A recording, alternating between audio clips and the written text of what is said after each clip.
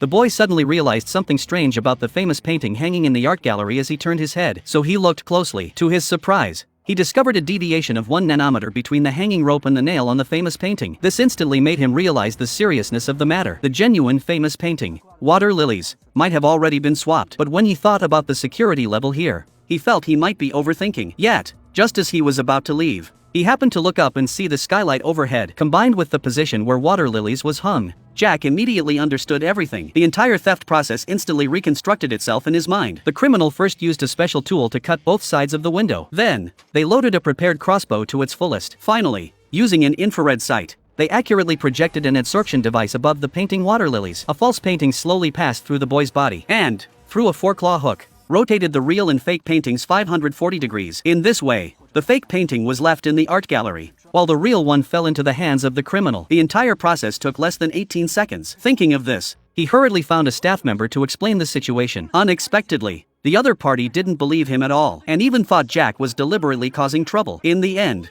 they even drove him out. In less than a day's time, the police received a report from the art gallery that the painting Water Lilies had been stolen. What was hanging inside was, as Jack had said, a fake painting. So the police immediately called Jack in for questioning. But what puzzled everyone was, Jack was clearly a law student. So how could he discern the authenticity of Water Lilies at a glance? Unexpectedly, Jack's answer was very direct. He usually had a great fondness for traditional Chinese painting, and this Water Lilies happened to be his most admired work. Therefore, he often practiced copying the brushstrokes and artistic conception of this famous painting at home. This time, however, he discovered that the Water Lilies on the wall felt somewhat different from before. But clearly, Jack's answer did not satisfy Officer Carl. After all, this was just his word alone. No one could prove it. Unexpectedly, Jack's next words surprised Carl again. Jack analyzed that this painting was usually hung in a secluded corridor. Normally, staff would not easily move it. But this time, he noticed that the hanging position of Water Lilies had a 1 nanometer deviation from usual. Hearing this, Carl immediately became somewhat uneasy because half an hour ago, a colleague had sent the on-site investigation results. Indeed, there was a slight deviation in the position of Water Lilies that was undetectable to the naked eye. However, what shocked Carl even more was yet to come. This young, inexperienced boy merely glanced at the positions of the skylight and the painting and deduced the entire crime process of the thief. Moreover, the 18-second crime time he mentioned seemed completely impossible to everyone. Before they could even uncover the truth, they received an important new clue. On the night Water Lilies was stolen,